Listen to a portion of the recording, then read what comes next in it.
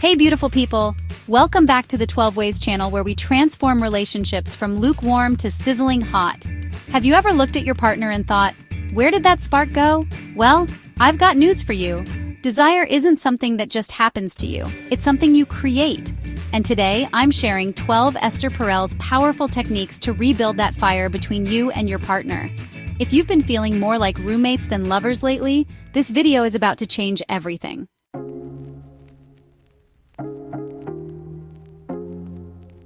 Before we start, let me just say, contrary to what Hollywood shows us, long-term desire isn't automatic. It requires intention, creativity, and yes, even a little work. But the right kind of work can be incredibly fun. These strategies are inspired by relationship experts, but packaged in Esther Perel's signature style that's helped thousands of couples rediscover each other. So grab your partner, or take notes to share later, because we're about to transform your relationship.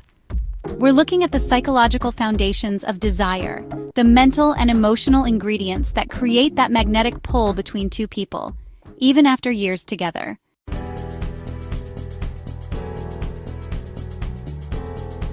Fire needs air to breathe, and so does desire. When we're constantly together, we can lose our sense of mystery. Try this.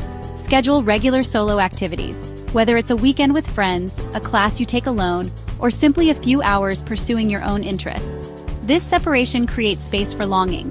When you return to each other with stories to tell and experiences not shared, you become interesting again. It's about having a full, rich individual life that you bring back to your relationship. Give each other the gift of missing one another, and watch what happens when you reunite.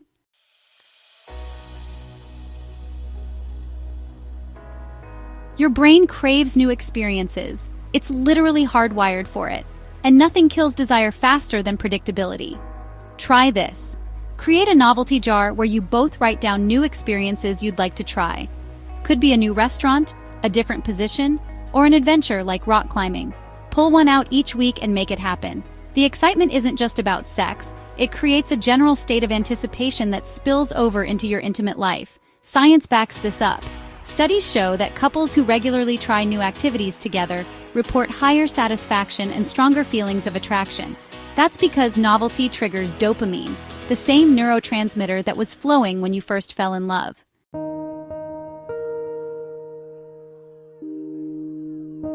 Here's something counterintuitive. Acknowledging your differences actually creates attraction.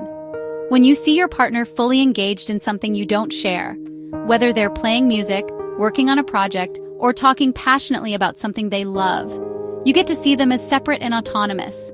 This otherness is incredibly attractive. Try this. Take time to really observe your partner when they're in their element. Notice how seeing them as their own person, not just as your partner, can reignite that initial attraction. Think about watching someone you love perform or excelling at something. There's something magnetic about witnessing your partner being admired or respected by others. This creates what relationship experts call optimal distance, close enough to feel connected, but separate enough to see each other clearly and with fresh eyes.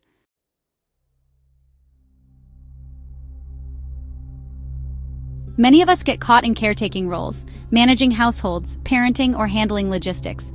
These responsibilities create a parent-child dynamic that kills desire. Create clear boundaries between domestic life and erotic life. Have designated date nights where household topics are off limits. Change locations if necessary. Even booking a hotel room occasionally can help shift from practical partners to passionate lovers. This is especially important for couples with children. When you've spent all day in parent mode, you need a clear transition ritual to shift into lover mode. It might be as simple as changing clothes, lighting a candle, or having a glass of wine together after the kids are in bed.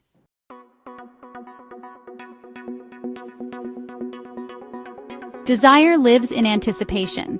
Think about how exciting the planning of a vacation can be, sometimes even more thrilling than the trip itself.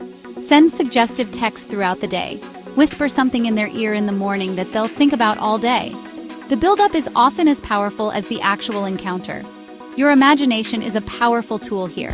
When you hint at something to come, your partner's mind starts working, creating scenarios and building excitement. This mental foreplay can be far more arousing than rushing straight to physical touch. One lady told how her partner left a small wrapped box on her desk before leaving for work. Inside was a note that simply said, "Wear this tonight." She reported that she couldn't concentrate all day. The anticipation was delicious torture.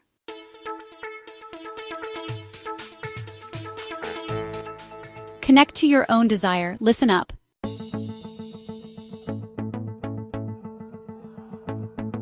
I hope you're getting value from these strategies so far. If you're enjoying this content, hit that subscribe button and turn on notifications. This channel is your roadmap to reigniting desire. Now, let's get back to those strategies with number 6.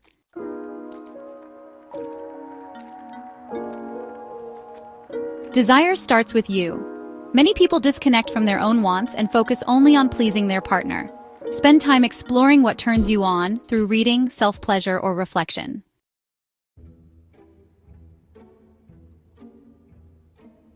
Your most powerful sexual organ isn't between your legs, it's between your ears. Fantasy is the secret ingredient that keeps desire alive. Create mental movies starring you and your partner. Share these fantasies or keep them private. Either way, they fuel desire.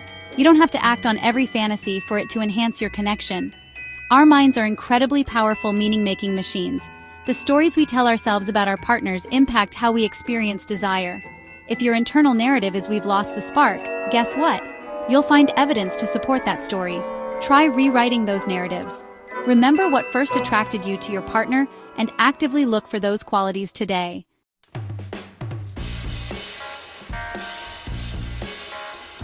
Nothing kills desire faster than obligation. When intimacy feels like another task on the to-do list, resentment builds. Try this. Instead of "why don't we have sex anymore?" try "I would love to create space for us to connect physically this weekend." Replace demands with invitations that can be accepted or declined without judgment. The language you use matters tremendously. When someone feels pressured, their natural response is resistance. But when they feel invited to something pleasurable with no strings attached, curiosity and openness become possible. Invitations honor both spontaneous and responsive desire by creating openings without pressure.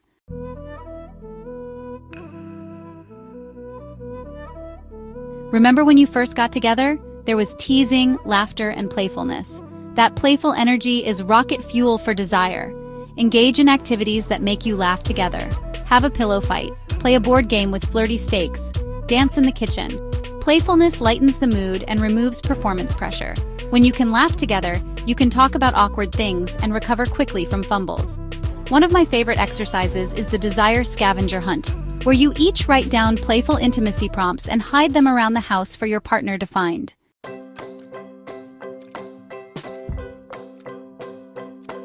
Desire thrives on the tension between opposing energies, whether masculine and feminine, dominant and submissive, or any other complementary forces. Experiment with emphasizing your differences rather than trying to be equal in everything. Desire flourishes when there's a charge between two different energies.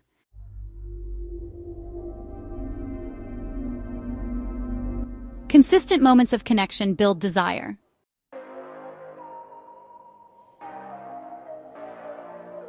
Let me share something. Years ago, my friend's relationship was on the brink of becoming a passionless partnership. They were great friends, excellent co-parents, but the spark nearly extinguished. One night, they finally talked about it, sitting at their kitchen table after the kids were asleep, both of them admitting being terrified that what they once had was gone forever. The turning point came when they realized that desire isn't something you find. It's something you create, again and again. Not only did their physical intimacy transform, but the entire relationship reached a depth and richness they hadn't experienced before.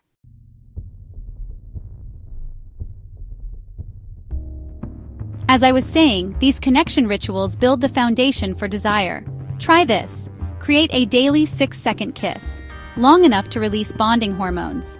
Have a weekly check-in about your relationship away from distractions. Create little moments of acknowledgement and appreciation throughout your day. These small rituals create the safety and connection that allows vulnerability, and vulnerability is the gateway to desire. It's not about grand gestures, it's about consistent moments that accumulate over time. Research shows that these micro moments of connection have a more significant impact on relationship satisfaction than occasional big romantic events. One couple established a simple ritual of stopping everything when either of them returned home and taking 60 seconds to really see each other, making eye contact, sharing a genuine embrace, and asking, What was the best part of your day?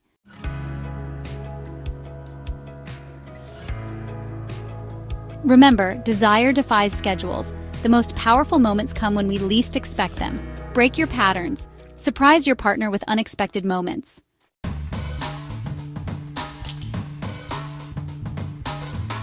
Start with the one that resonated most with you.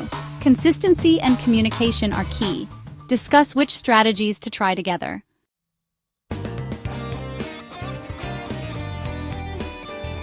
Let's bring it all together. These 12 strategies aren't quick fixes. They're invitations to create a relationship where desire can flourish naturally. 1. Create distance to create desire because we value what we occasionally miss. 2. Prioritize novelty because our brains light up with new experiences. 3. Embrace your separateness because autonomy fuels attraction. 4. Shift from caretaker to lover because parental dynamics kill passion. 5. Cultivate anticipation because the waiting is often as delicious as the having. 6. Connect to your own desire because self-knowledge is the foundation of shared pleasure. 7. Harness the power of imagination because your mind is your most powerful erotic organ. 8. Shift from demand to invitation because pressure kills desire while invitation ignites it. 9. Rediscover playfulness because laughter and pleasure are intimately connected. 10. Embrace polarity because electricity needs both positive and negative charges to flow. 11. Create rituals of connection because small, consistent moments build the foundation for desire. 12. Embrace the unpredictable because sometimes the most powerful moments come when we least expect them. The beautiful truth is that desire doesn't have to fade. With intention and the right understanding, it can deepen and evolve throughout your relationship.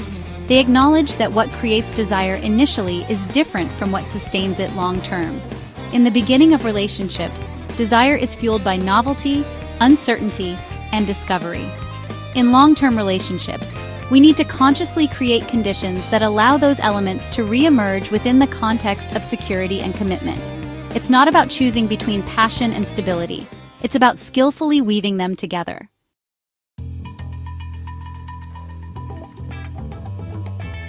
If this video resonated with you, I'd love to hear which strategy you're most excited to try. Drop it in the comments below.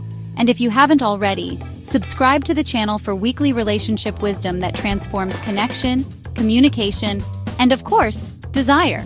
Until next time, remember, passion isn't something you find, it's something you create every single day.